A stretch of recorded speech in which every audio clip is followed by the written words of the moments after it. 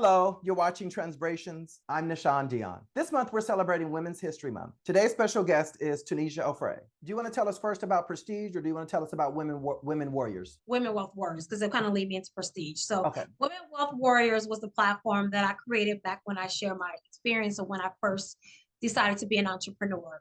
And because the route that I took and the way that it happened was not really common during those times, Black women and single Black moms, especially ones living in South LA, were not just starting businesses. That's not what we were doing, especially during those times. We were working multiple jobs, especially single moms to provide for our kids. So when I did it and I was successful at it, it was almost unheard of. And a lot of people were asking from my mentorship and asking me how. And so I was like, you know what? I'm tired of everybody asking me this. I'll do one conference. And I thought it was going to be a one and done. And I'll explain to people how and why and encourage them that they can do the same thing. And lo and behold, 100 people showed up to that one conference. I did it and it was successful. And then I got asked to keep doing it. And I swear for 11 years, I did it, but I did it reluctantly, right? Because it's a lot of work in doing it. And like I said, I was still dealing with my own traumas while doing this. People don't realize I was in an abusive relationship. I was going through my own mental health traumas, and I was still carrying all this stuff while doing this. So it became one more extra thing to do. But every time I did it, it felt good because I realized how encouraging it was and how impactful it was to other women. And I've seen other women start businesses, form partnerships from my luncheons. And it really grew into this big thing where I started getting celebrities showing up in their support. All the politicians were coming and supporting. There were so many great things that happened from that. So when COVID happened and I got to sit down, I hadn't picked it back up yet, but everyone's starting to ask me to do it again. And I'm just now kind of feeling like I may want to get it going again and keep that momentum and build on it, because I think anytime you can get women together in a place where there's camaraderie and not competition, it's a beautiful place to be.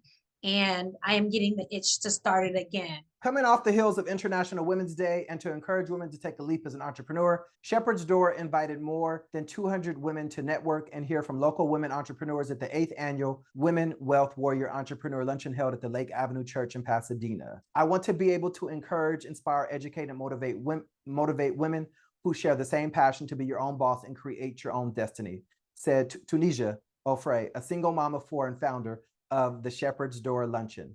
That is one of the reasons the luncheon is free to women who want to join the entrepreneur community. And female entrepreneurs share their inspirational stories of challenges and success. Yes. I thought it was really important that I bring the realness to my luncheon, because I think everyone just sees the successes and they don't understand the hardships that comes along with being your own boss. Because we glorify entrepreneurship, but we don't glorify the struggle that it takes to achieve and build a successful business. And what happens is a lot of people will start and one bump come along and then they'll quit because they think, oh, I must have done something wrong, or maybe this path isn't for me. But really, your failures is going to be a part of your successes at the end of the day. And so that's the component that I bring to my luncheon with our panel discussion. We talk about what the real journey looks like. Like every entrepreneur you'll speak to will talk about how, they've struggled. They almost got their car repossessed. I mean, they got beat out of money because their contracts wasn't tight enough. I mean, they've lost clients. What are those things? Or their contractors or subcontractors didn't do what they were supposed to do, or 1,000%. I've experienced everything, but the thing that made me stay in it was my initial passion for starting it in the first place was my kids and the flexibility that gave me. So I always tell people, like, you have to find out your why before you just jump in the journey. This is not something you do just because it's the damn thing to do, because honestly, it's harder than working a job. You can go to a job, clock in and clock out, you're still going to get your check. Being an entrepreneur, don't stop. No, you never stop, and you can do all the work and still not get paid. So it's a different hustle. It's a different grind. And if you don't work, you don't eat. So it's one of those things where you have to trust yourself and you got to make it happen. But there's gratification for me that comes along with that, because when I can make something happen, it boosts my self-confidence. It boosts my overall belief in myself. Yeah, like that I did this and no one handed it to me. I made it happen. Yes. So it's not for the faint at heart, but if it's something that you love and you really want to do, and that's how you want to create your living doing something you love, 1,000% say do it. Just do it. Hey guys, it's your girl Elisa once again here at the Women's Wealth Warriors Luncheon with Tunisia, who is not only hosting this event, but she is the founder of this beautiful movement. What is the thing you want people to take away from this event? My whole hope today is that a woman comes out and be inspired to pursue her dreams, to use her natural gifts and talents to create an empire for herself. I mean, I think that for me, entrepreneurship has been a way for me to raise my children, and also as a single parent, I have 4 children, and to create my own work-life balance and to create my own income, and that was so empowering for me. So my hope is that another woman who's sitting in the audience who was thinking about it but wasn't quite sure, or a woman who's already doing it and need to be encouraged to stay in the fight, actually leave here feeling inspired today. Well, you look amazing. Let me just say that. So that's women goals right here, mom goals right here. But one of the things I do want to ask you, what is the most powerful thing that a woman ever did for you along in your career as you started your entrepreneurship? Mentor me. Mentor me, give me advice, a woman who's already been in the game for a long time, to give me some wisdom. I mean, it's so scary to jump out there on your own and have no idea where you're getting into, and for another woman who's already been successful at it to share her tips and to share some of the things that she's experienced so that you don't do it. And that's what motivated me to do this today. So what was one of the tips that you really took to heart? Um, it's always good to say no. To say no, if it doesn't fit what your model is, if it doesn't fit your business practice, don't try and force it, because you are your brand. So when you step outside of your brand and to jump into something else because of quote unquote money, or because people say it's a good idea, you might end up actually messing up everything that you worked hard to create. So it's okay to say no if it doesn't fit your mission, your brand, what it is that you're about. That's a really strong message. And obviously here we definitely want our viewers to continue being bold and being regal. So what is the most bold move you ever made in your career? Being an entrepreneur with a single mom of 4, that was the most bold career move that I've ever made. And to start my own business, I had no backup. I had no money saved in the bank. I just had a skill set that I knew was valuable. And to take that skill set and convince other people to believe in me and let me be, well, at the time I was a bookkeeper and accountant. So just to step out on my own with nothing and create an empire for myself was the boldest thing that I think anybody can ever do. So. Well, that's amazing. Obviously, we're loving to continue following you, and I'll let our viewers know where they can follow you on social media. Tunisia Offray, that's my Instagram, and it's also my Facebook, and also Women Wealth Warriors is the Instagram and Facebook and Twitter, and womenwealthwarriors.org is the website. All right, now you heard what she said, so make sure you go ahead. For the luncheon, is that something? Do community restaurants provide the food, or? Yes, so I would have different community restaurants volunteer and provide the food for the luncheon. Now, that's how I used to do it. Moving forward, I decided not to go down that path because after COVID, a lot of restaurants are struggling. So I don't feel right asking for donations of food when a lot of restaurants got hit the hardest. So this year I will be working with a client of mine who's actually a caterer, and he will be doing the food for our luncheon that I'll be hopefully doing this year in 2023. I'm working out a venue right now. So once I get that solidified, then I will have a for sure date. And so the pandemic shut it down. You haven't did it since 2000 and when? Last time I did it was 2019. And the next one will be this year? 2023, yes. Okay. Support and mentorship are important to success in any business. However, without financial support, businesses that are resilient and vibrant contributors to their communities cannot thrive. According to research by Access to Capital by high growth women-owned businesses, women entrepreneurs start companies with 50% less capital than male entrepreneurs. Additionally, women who are in domestic violence situations stay in the relationship because they are financially able to exit. 1000%. Financial abuse is one of the number one reason why most all victims do not leave. The best way to control a victim is to take away their access, right? So if they don't have access to capital, access to money, you can't go anywhere.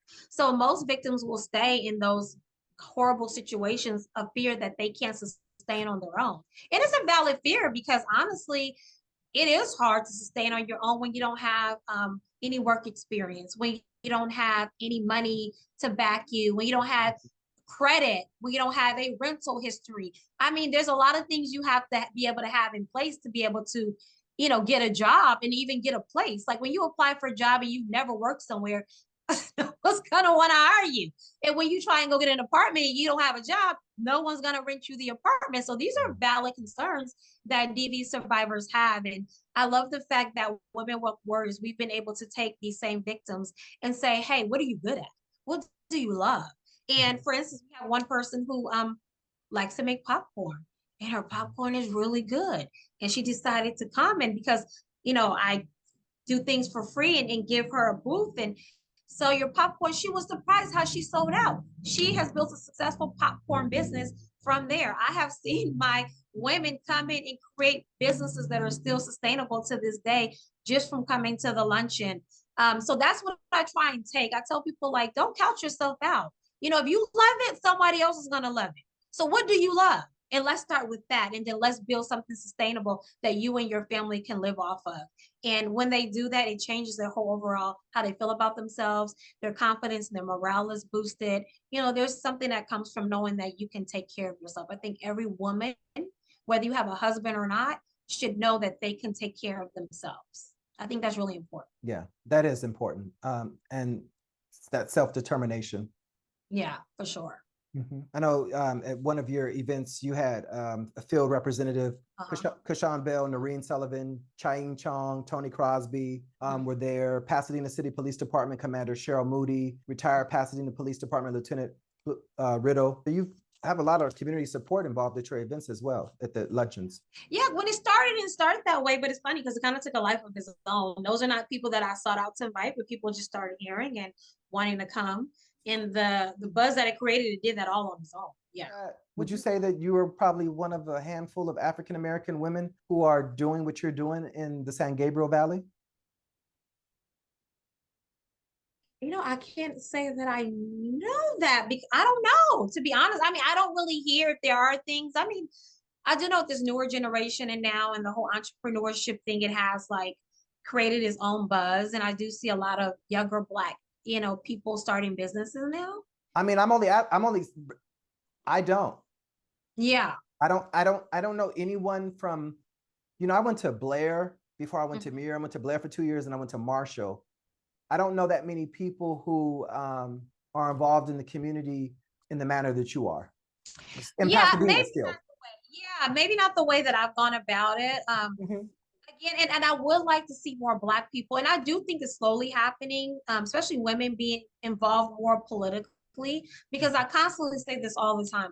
That's where change is going to happen. We can march up and down all day long with a sign if we want to, but that's not going to change anything. Is when you sit around the table with the people that matter and you change it at the table, that's when it's going to actually change. So I believe in going straight to the source. I'm not going to waste my time. If there's something that I want to see happen, if it's something I feel really passionate about, if it's something I feel like needs attention brought to it, I'm going to the source where I know that the change is going to happen. So that's kind of where I spend my space and where I spend my time. So I do have the support.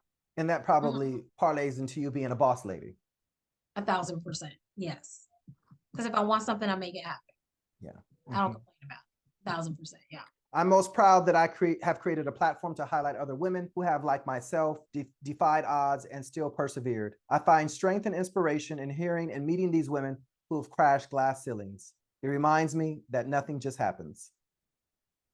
It does. I thrive off of meeting people who've overcome challenges. I really do, because I told you for a long time, I felt isolated in a bubble with my life experiences, thinking that it was just me. And I know that sounds really crazy, but it was just highlighted to me over the past couple of years that it's not just me.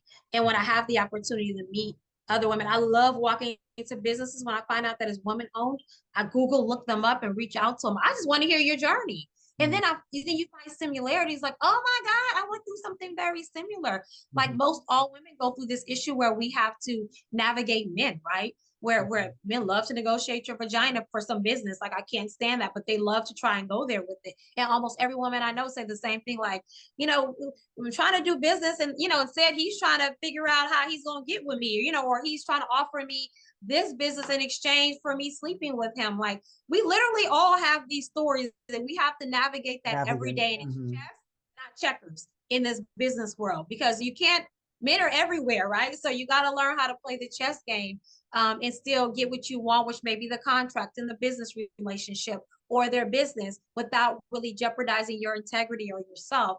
And those are a lot of conversations that we have, women with kids. Like, how do you navigate balancing your kids with your business? So we have real live conversations at my Women Wealth Warriors events, because that's what it's about. I like to bring the truth to every every story. And I love to hear how other women have figured out ways to navigate things, because it kind of gives me more inspiration to keep going, when I have my own challenges. Yeah.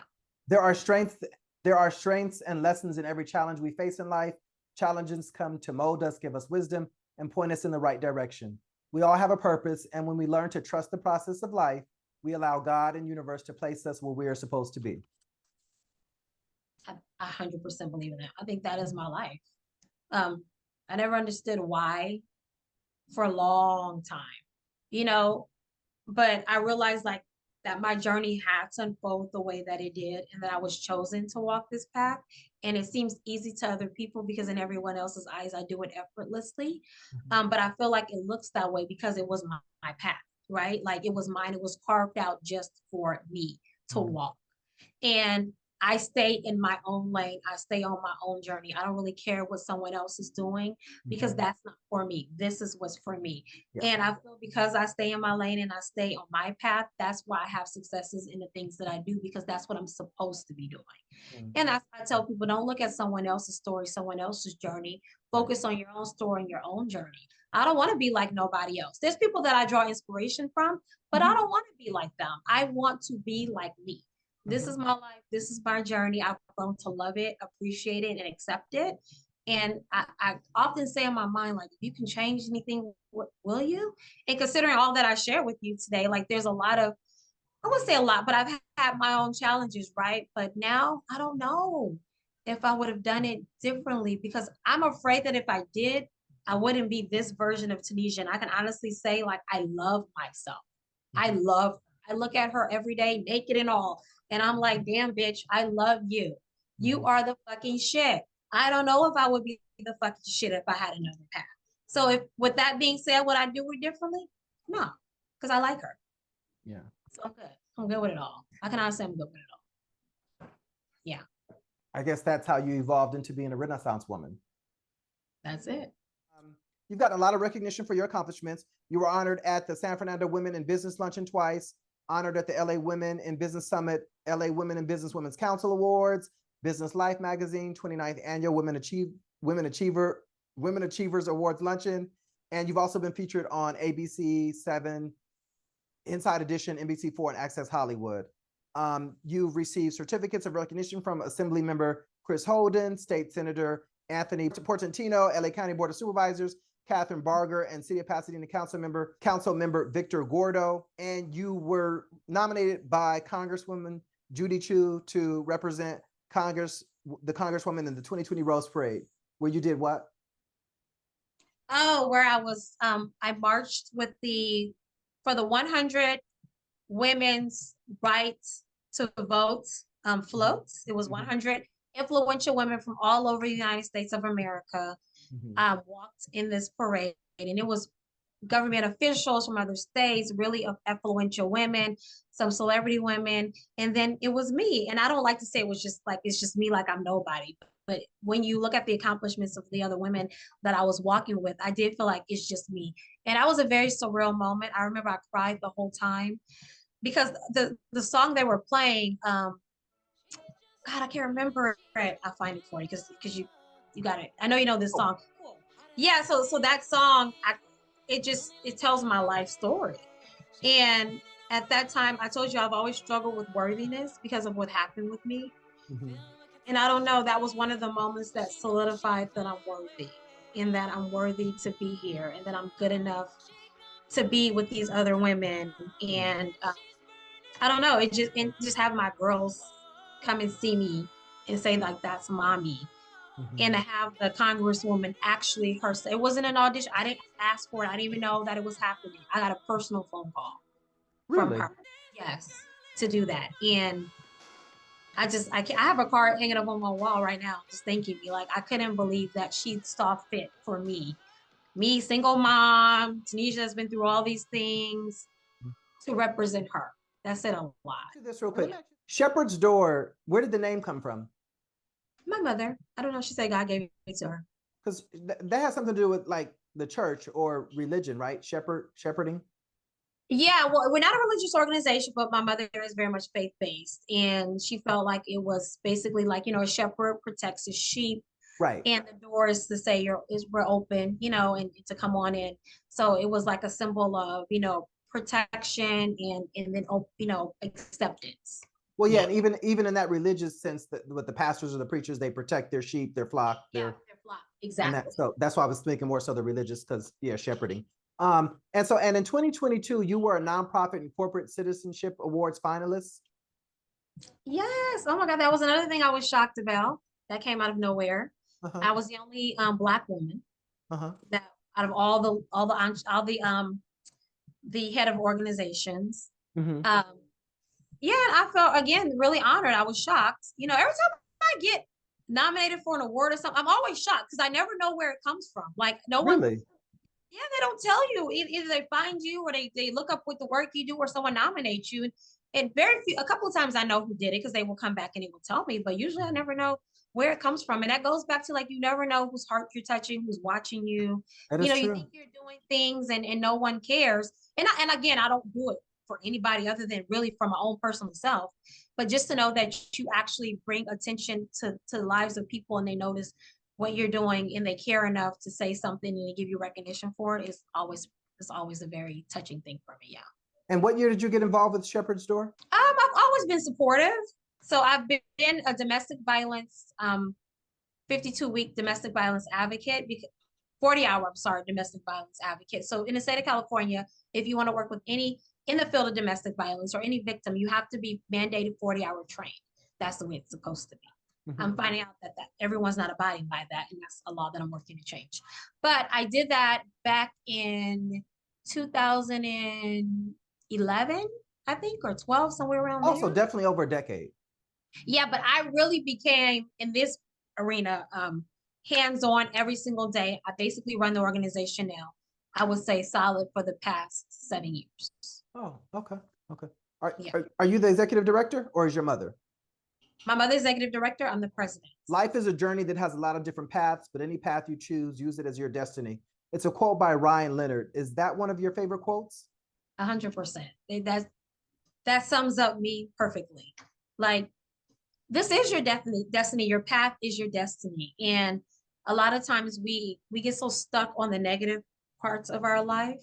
We get stuck there. And I see a lot of people stuck. This happened to me and I can't move past this happening to me. But I always tell people, if you decide to walk a couple of more steps past what happened to you, there's something great when you take those few steps. And it's sometimes scary to take those few steps because you don't know what it's going to look like, especially when you face uncertainty, but you have to. You have to get on the other side of the pain in order to experience life again, right? And it's to be able to breathe again. Like, you have to get on the other side of pain. And that's my hope. Like, I just really want to inspire people to say, like, it's not about where you start, it's about where you finish. If you would have told 16-year-old Tanisha, whose life changed in that moment, that I would have the opportunity to be viewed and walk with 100 great women in the world, I would have said I wasn't worthy enough. If you would have told 16-year-old Tanisha that you can still be a successful mom and start these businesses. I'm in escrow to purchase my own house by myself right now. Should be closing any day. I wouldn't have believed that I was going to be able to do it. You understand? Like, if you would have told 16-year-old Tunisia that she was beautiful, that she was strong, that she can do and be anything she wanted to be, she wouldn't have believed it. You understand? So that's my goal. Is I want to tell every woman, I don't care where you started, that does not determine who you are going to be. And I'm so happy that I allowed myself to just keep going in life and not give up, so I can see what I was really supposed to be. So much of our behavior is tied up into our self-worth. And when you have low self-worth, you don't shoot for the stars. You don't have much drive or ambition, or you don't see yourself in certain spaces and places. Yeah. And I'm happy to know that your self-worth improved and that, you've been able to do things in life that you've wanted to do and, be impactful and helped others. But most of all, that you've been able to help yourself, and to cope with what you went through. Yeah, 1,000%. And I always say in my classes, I'm like, we're not here because of what led us here. We're here because of what broke our hearts, right? So we have to go back to where our hearts were broken and heal our hearts in order to live the best version of our life that we were actually put on this earth to live. You know, and a lot of us don't want to revisit heartbreak because it feels bad. It don't feel good. It hurts when we revisit it, but we got to go back to it and we got to heal it so that we can live and enjoy the other part of our life that we're supposed to, you know, live here and enjoy. So that's just my mission. That's what I set out to do every day. And every day, my goal is when I wake up in the morning, this is a true prayer. God, allow me to be instrumental in helping to change somebody's life every single day. And whether that's a smile, whether that's me giving a person a compliment, whether that's me helping somebody, like I don't care how I have to do it, but every day I want to touch someone's life. That's what I felt that I'm meant to do on this earth. And I think if we all kind of had that mindset, life would be better. It would be a happier place to live. It would be. It would be. For some reason, a lot of people are not interested in bringing joy to, you know, other people's lives. Pre-interview, I asked you if you were planning or have you started writing a book? And you said, everyone asked me about a book, laugh out loud. I don't have the attention span to write a book.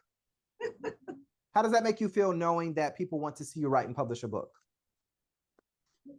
That's another one of those crazy things that I would have just never thought. Like, and I still find that really crazy. Like, really, like you're that interested in my life, so you want me to write a book? I don't know why I run from it. I still run from it. I don't know. Maybe to me it feels unachievable. I don't know what it is about that I just can't wrap my head around doing. Maybe you've never seen yourself as a writer or author.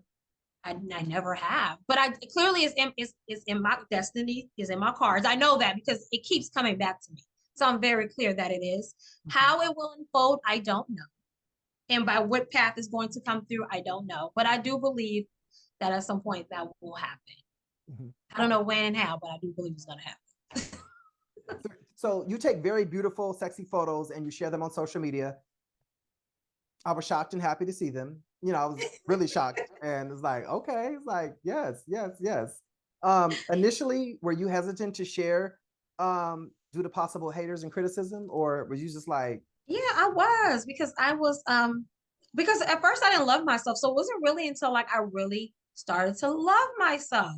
So I'm like, why do I want to hide myself? And then I want to change the stigma. I think everybody has stigmas of what a mom should look like, what a woman that's 40 should look like, what a professional woman should look like. I'm so tired of society telling us what the hell we supposed to look like. Why I can't be all those things? Why I can't be sexy and be a mama and be a businesswoman and be an inspirational figure? Like, why I can't be it all? Like, why? Why? So that's what it's really about, just myself and being authentically myself. If I feel like I look great, I want to capture that moment.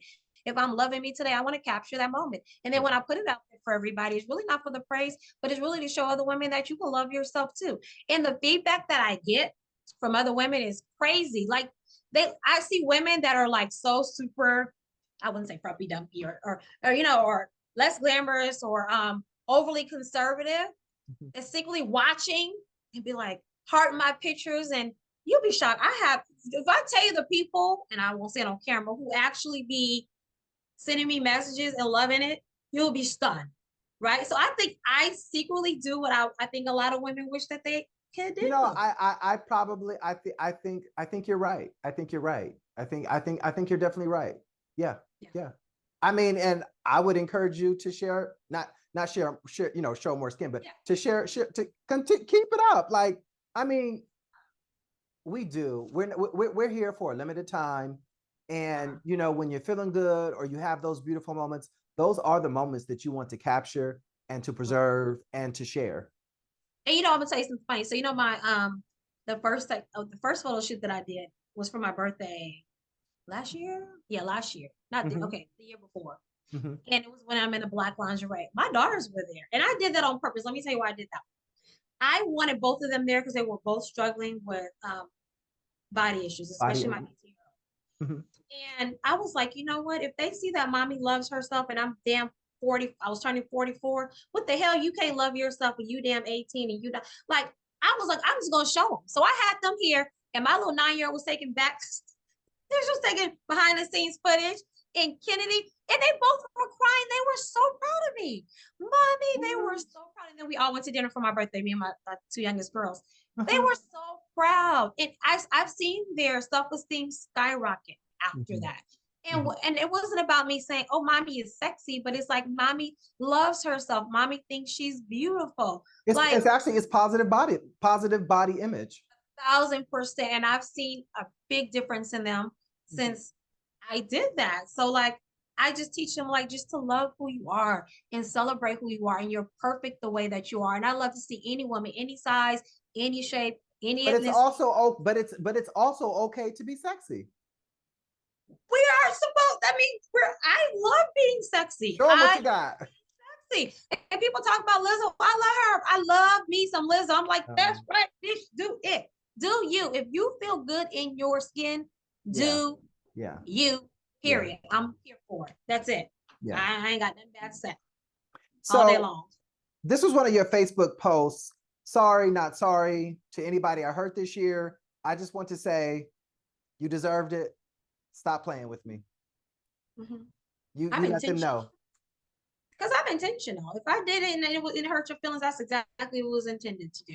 I'm a very intentional person. They deserved it, right? Do much and not knowing what I'm doing. I'm very intentional about everything I do. I get that feeling. Yeah, that was just me letting you know. If your ass feel bad, then that's what I wanted to do. Make you feel bad, live with it. You deserved it. Like, I don't take nothing back because I've learned to be intentional about everything I say and everything that I do. Period. And I don't apologize for it because I meant it. Yeah. That's that. And real quick, I know with being an attractive woman, which you are, you said earlier you had discussed the negative downside with your oldest daughter. Some of the. Yeah, unfortunately, my 18-year-old daughter experienced a lot of bullying. She's a really pretty girl. I'm not just saying it because she's my daughter, but she really is very pretty, very exotic looking. I've seen your children, your kids. Yeah, she's definitely built like a model naturally. Her dad was tall. She got that, and she was really, unfortunately, she got it the worst. I didn't know bullying really existed to that magnitude until I seen my daughter go through it. And I now see why kids commit suicide, because my daughter actually wanted to commit suicide. That's how bad the bullying was. And it wasn't just at school. It leaks over into social media. They would send her pictures of a skeleton. She hated herself and she had issues with eating because of it. She's a dancer, and I'm happy that she embraced and found dance, because that's one of the things that helped her love who she is, and she's naturally great at it. That's her passion, that's her calling. And I encourage her to love her body, so I don't have any problem with it. And I want to show her that I love mine. And a lot of people say she looked like me, so I'm like, you can't hate yourself, you look like me. You know what I mean? She does look like you. Yeah. And so, and now she's really starting to just love herself and not hate who she is. Don't run away from it. And she does get, like I told her, it's a blessing and a curse, right? People are going to love you for it and they're going to hate you for it. But at the end of the day, you love you, because how other people feel about you do not matter. You love you. It really doesn't. It doesn't. No. You have to appreciate, you have to respect, you have to love, you have to nurture, you have to sleep with you at, every night and wake up. So that's, and well, I won't say that's your job, but like, if you want to, continue to be here, that is your job. That's your duty to yourself. Yeah. 1,000%. So are you familiar with AB 3121 and the California Reparations Task Force? I have heard about it. I have not really been heavily into it, but of course I've heard that they have created this task force, and that there is definitely a national movement about reparations for African Americans in America.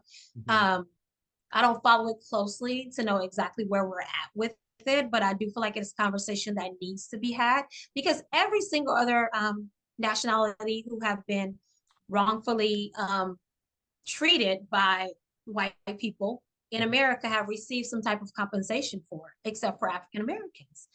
And we are still the ones who are struggling the most financially in this country. So I think it's fitting that we should have some type of retribution for what we have experienced. Now, how and what that looks like, I have no idea. For more than a year, California's Task Force on Reparations has been examining the research and data. Now it's time to focus on some big decisions. September's meeting in LA and today's meeting in Oakland characterize a development stage where now we're not really looking for folks to provide personal and expert testimony. Camila Moore is the chairperson of the 9-member task force. She says over the next 2 days at this meeting in Oakland, They'll be examining major takeaways from previous reporting and research by the experts on the key issues that will be part of their final report. It's important to get this right because we're setting a precedent for other states and localities and also for the federal government as well. 5 key issues discussed focus on areas of harm for which California should compensate. Those include property taken by eminent domain, devaluation of black businesses, housing discrimination and homelessness, incarceration and over-policing of black communities, and harms to people's health. Oakland City Council member Carol Fife says housing is a big issue for her. Homelessness is off the charts in California, and that's part because there have been populations, particularly black Americans, who've been barred from access to housing. One issue that has been determined is around eligibility. Moore says eligibility will be based on lineage, not by race. That means those who are descendants of former slaves or descendants of free black people who were living in the U.S. prior to 1900. So the community of eligibility is settled. That was settled in March. Now we have to determine what are the residency requirements, what are the damage time frames. Previously, a team of economists suggested paying upwards of $223,000 per person as compensation. But Moore insists that number was just a higher-end estimate and nothing more. We are still in the development stage, and our final recommendations, including monetary figures, will not be released until the end of the task force. The task force deadline is July 1st, when they'll present the final report to the California State Legislature. And as I've always said, where California goes, so goes the nation. And I'm hoping that this will be a really strong indicator of the work that needs to be done across this country. In Oakland, Ansar Hassan, ABC 7 News. I don't know. I do think it should be national, though. I hate that they're saying, oh, we're going to make it a state thing. I think it will look really great if the whole United States of America as a whole were recognized what African Americans have experienced because we built this country. Mm-hmm. But again, I do think that it's one of those things everybody want to run away from and nobody wants to take full responsibility of. A lot of people are trying to make it a joke. My family, my ancestors didn't have slaves. What about the Native Americans? They always want to make it about another group or, try to turn it into a joke or, very dismissive. It even affected white people like Russian Jews and Black and Mexican individuals. And then you feel entitled to $500 billion of taxpayer money because of over-policing, because people committed crimes and got caught. Are you even using your head? Imagine thinking that the problem is getting caught and not committing the crime. So yes, people who want reparations don't want to work. But again, in a state like California, which is 40% Latino, a quarter of its population are first-generation immigrants. Latinos were majorly discriminated against, came here with absolutely nothing as immigrants, and still managed to build wealth. What's your excuse? And you're asking these hardworking individuals to pay because you're too lazy to work. And this isn't about color, because not everybody of one color thinks the exact same way. This is to people who think this way. If eligible members of our community, some members of our community, people in California might receive cash reparations, and how would you spend yours? You said you're buying a house, right? I'm purchasing a house now. I definitely believe in ownership. I think is really important. Mm-hmm. And I'm not just purchasing it for me, but also I'm purchasing it for my kids, right? I always want my kids to know they have a place to go, no matter what, because this world is hard, it's ugly, it's mean. And when things got rough for me, I was able to go home. So I want my kids to have that same luxury with me as their mom. And also I believe in ownership. That's how you build wealth in this country. That's the way it was created. So I would definitely invest in ownership, acquiring, property for my family. And of course, investing. I think that's really important to invest so that you can grow your money and build generational wealth. That's really important for me. And I really teach that a lot with Prestige Insurance to our African-American community on building wealth. It's really important that we understand how money works. And the disadvantage we've had is that we've built this country, but we were never taught how it works, right? So we're and still are not benefiting from it the way some, African-American families have pennies to the dollar, or the wealth disparity. I'm not sure, but I know obviously there's the wealth disparity and income inequality. 100%. And the health disparities. 1,000%. What is the racial wealth gap? The typical white family has nearly 8 times the wealth of a typical black family, according to the 2019 survey of consumer finances. The median wealth of white families is more than $188,000, while the median wealth of black families is just over $24,000. Wealth represents the total amount of financial assets an individual or a family owns. This includes bonds, stocks, private pensions, and most importantly, the property an individual or family owns. 2/3 of the wealth for a median household comes from the value of their home. Due to federal and local housing policies like redlining, however, black families have fared far worse over time. Take a look at 2 neighborhoods. This is the federal map of Dayton from 1937. An all-white neighborhood is green, given a grade A rating, meaning that loans were encouraged. The all-black neighborhood is redlined and given a grade D rating, meaning that no federally backed loans could be made. October 2020 median home sale prices from Redfin.com reveals the stark differences of the median home sale prices from those same 2 neighborhoods. This is one example of the significant repercussions redlining has had on the wealth-building power of the black community. Many of those repercussions continue to this day. The racial wealth gap is even wider now than it was in 1968, making the need to understand its root causes even more urgent. So then when we look at crime and how crime is on the rise, and most of the crime is being perpetrated by people of color, then we can't sit here and be like, oh my God. I mean, we remember when COVID happened and they gave out all this free money, right? Crime was down. Crime was down when they gave out all that free money. And the moment all that money went away, what happened? Crime skyrocketed because you gave people a taste of what it's like to be able to have, and then you take it away from them. So what do you think they're going to do? They're going to go back out there and they're going to try and get it again. So it's doing us a disservice by having these big disparities, gaps in income between economic groups, because when you put people in a position of not just need but desperation, horrible things come from that space. True. Yeah, so if we want to create a better world in a safer place, then as a society, well, America needs to acknowledge that they need to do right by us, being that we have created the very structure that they are thriving off of, and give us an opportunity to have that for our families. That's so poverty in Black America. Below the surface of America's trillion-dollar economy, there are inequalities between men and women, age, education, but the largest inequality is skin deep. The largest creators of wealth in America have been Black people. For 246 years, enslaved Africans created the wealth for their owners, a wealth that whites still profit from today. Since its inception, the U.S. economy has had 2 realities, one Black and one white. The structural barriers put in place before the Civil Rights Movement still affect Black Americans of today. Let's look back at some of these barriers. Black Wall Street. In 1905, Ottawa Gurley purchased 40 acres of land in Tulsa, Oklahoma, and named it Greenwood after a town in Mississippi. His vision for a place of upward mobility for Blacks led his plan to subdivide land into residential and commercial lots. Greenwood soon became an epicenter of wealth, education, and advancement for doctors, lawyers, and realtors, and built an economy valued at $5 million today. Booker T. Washington dubbed Greenwood Negro Wall Street, and in 1921, a 2-day massacre destroyed this town. The race riot killed over 200 African American residents and just 50 white Americans. Ottawa and other drivers of economic growth lost a bulk of their fortunes. The total property loss amassed $2 million and left 10,000 African Americans homeless. Federal Housing Administration.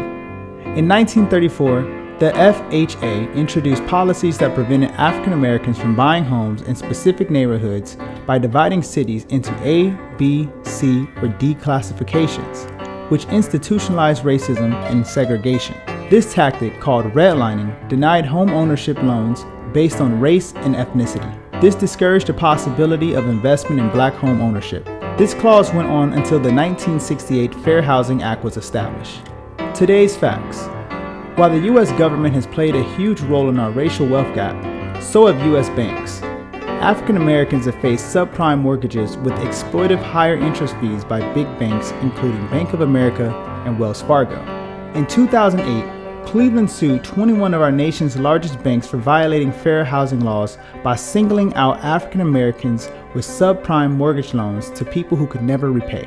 Home ownership among whites is 28% higher than that of blacks. 2/3 of Black Americans are clustered in the 16 states that perform the lowest in economic output, education, and healthcare outcomes.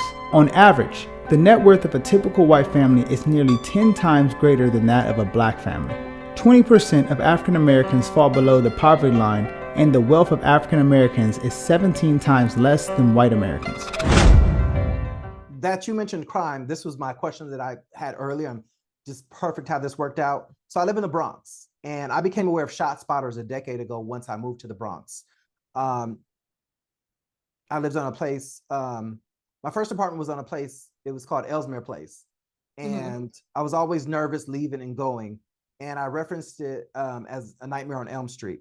During Thanksgiving weekend of 2015, someone had shot at my building, and I saw the shooter firing at my building. 2 people were shot, and I remember that night one person had got stabbed too. I know Pasadena installed shot spotters like within the past 2 to 3 years.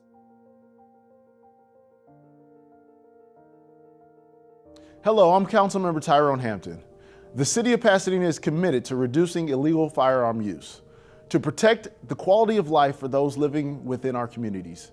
In October 2021, the Pasadena City Council approved the purchase of a gunshot detection system. And in early February 22, the system became operational. The technology is intended to combat the problem of illegal firearm use and designed to help law enforcement officials identify, locate, and ultimately deter gun violence. Real-time alerts notify our police department of precisely when and where gunfire incidents occur, resulting in faster and more accurate responses to the scene. First responders and officers are better able to provide timely medical attention to gunshot victims, recover evidence, and interview witnesses. The overall goal of the system is to reduce gun violence and improve safety in our communities. The system does not listen to people's conversation, nor is it used to spy. There are safeguards in place to prevent such activity. When a loud explosive sound occurs in the coverage area, the system sensors work immediately to triangulate the sound and pinpoint its location. The detected sound is reviewed by the company's artificial intelligence software, and non-gunshot sounds are filtered out. A trained acoustics expert then reviews the recording to qualify all gunfire incidents. If the expert determines the sound to be gunfire, a detailed alert is sent to the police department. The two-phase review and alert occur within a minute or less of the actual gunfire event. Research indicates that nationwide, fewer than 20% of all gunshots are reported to 911.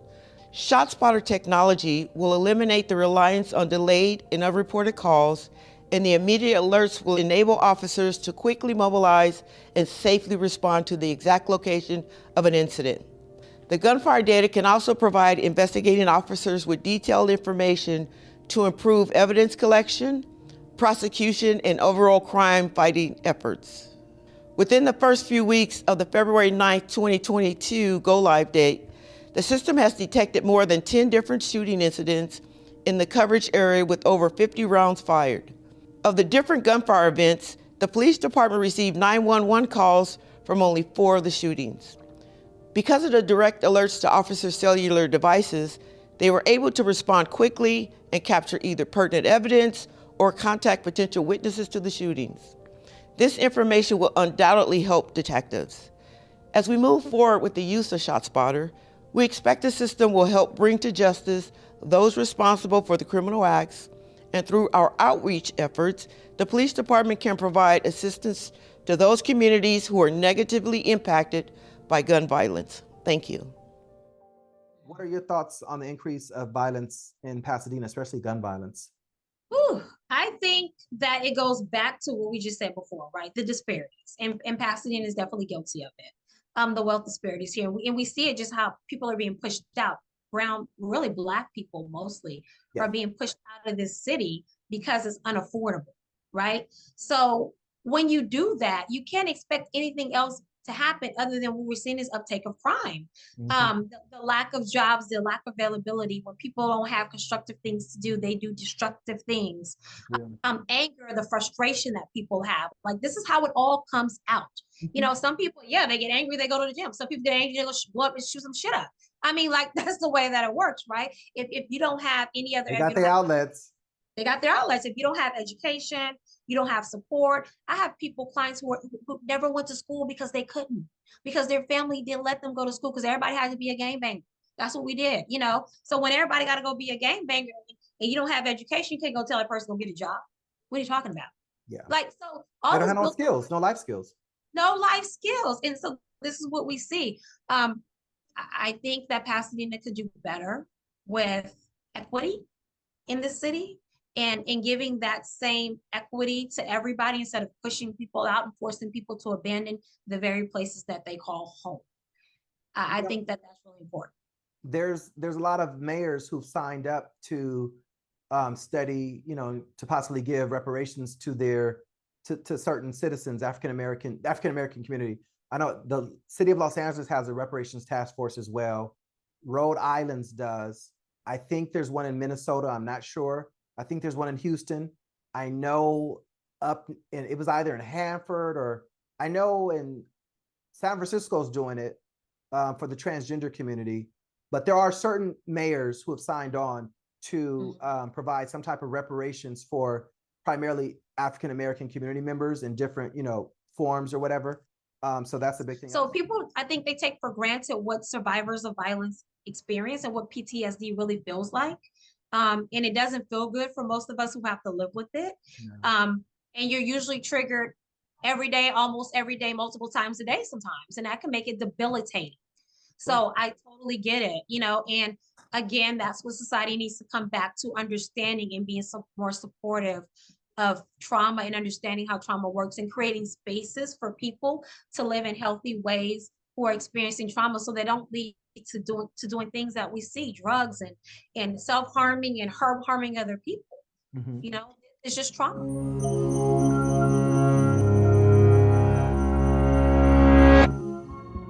Many of us will experience some kind of trauma during our lifetime. Sometimes we escape with no long-term effects, but for millions of us, those experiences linger, causing symptoms like flashbacks, nightmares, and negative thoughts that interfere with everyday life. This phenomenon, called post-traumatic stress disorder, or PTSD, isn't a personal failing.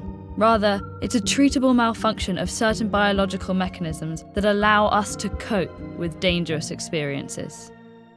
To understand PTSD, we first need to understand how the brain processes a wide range of ordeals, including the death of a loved one, domestic violence, injury or illness, abuse, rape, war, car accidents, and natural disasters. These events can bring on feelings of danger and helplessness, which activate the brain's alarm system, known as the fight, flight, freeze response. When this alarm sounds, the hypothalamic, pituitary, and adrenal systems, known as the HPA axis, work together to send signals to the autonomic nervous system.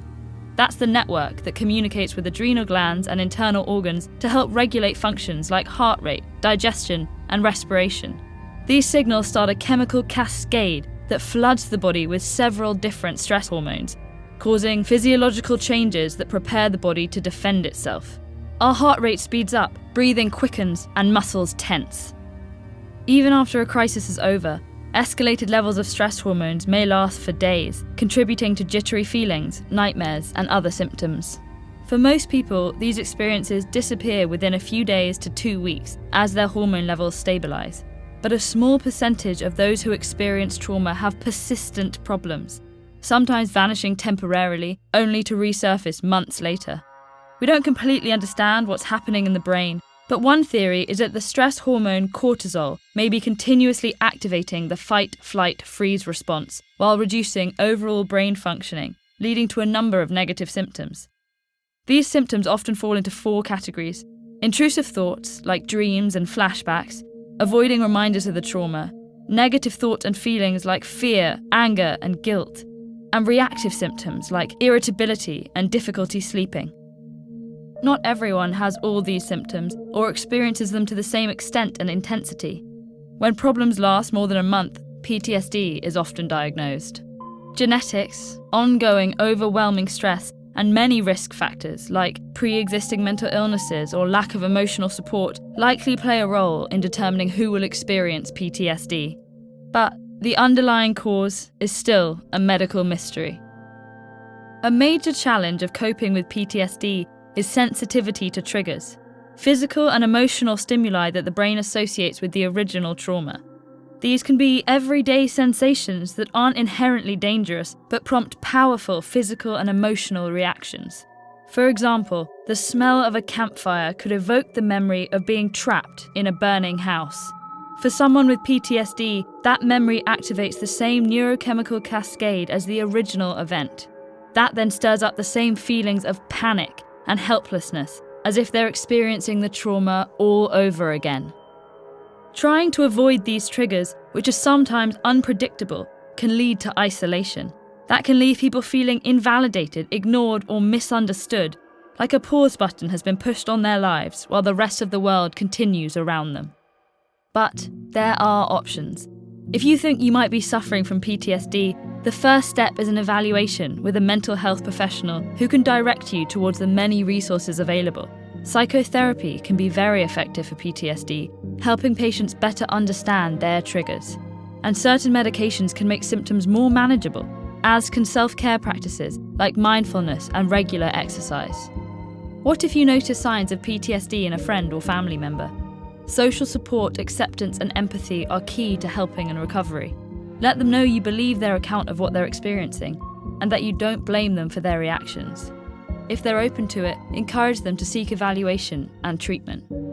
PTSD has been called the hidden wound because it comes without outward physical signs. But even if it is an invisible disorder, it doesn't have to be a silent one. Mental health conditions impact millions of people around the world, yet are often misunderstood. Check out this playlist to get informed.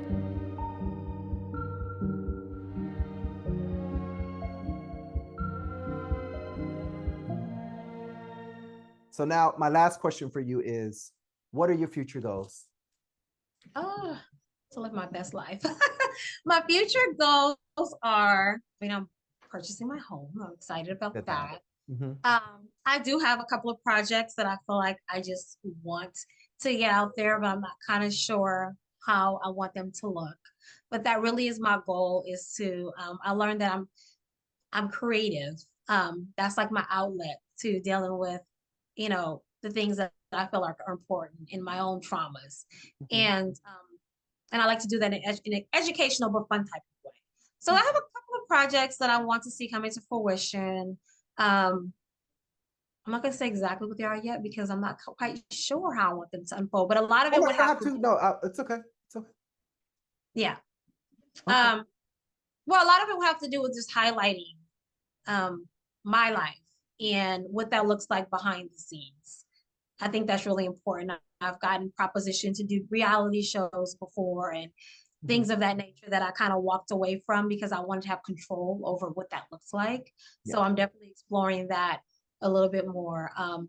So yeah, that might be a little fun. And at once I got propositioned to do a talk show and turn Women Wealth Warriors into a talk show to take some of our conversations and expand on them a little bit more in a one-on-one setting. So that is definitely something that I'm looking to possibly pick back up. Oh yeah, because that was I was wondering what was the status of that. Yeah, we shot a whole season, to be honest, but I wasn't happy in how it looked to me. So I wanted, now that I kind of understand what that looks like, I do want to revisit that and have a little bit more control over how that whole process looks overall. Mm-hmm. So yeah, that is definitely something that I want to tap back into and expound on and bring to light. So you will see more of me in a different way, but still the same mission. More of my fabulousness I will continue to bless the world with, and just enjoy my life.